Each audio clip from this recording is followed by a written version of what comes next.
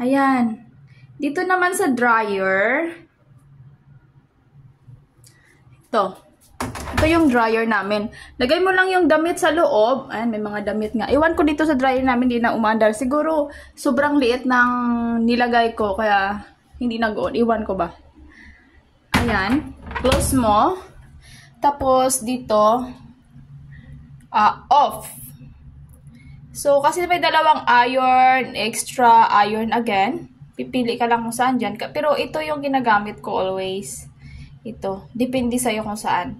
Ito, ayan. Ayan. Tuon mo lang yung arrow niya dito. Tas on. Ayan. Then, wait until finish. Ewan ko ba, nabasa ko siguro to. Ewan ko, bakit ganito. Pero yan lang. Simple lang. Ayan. Then, kung gusto mo naman i-off, ayan lang. Dito lang sa off. Okay na. Bye-bye! Ewan ko ba?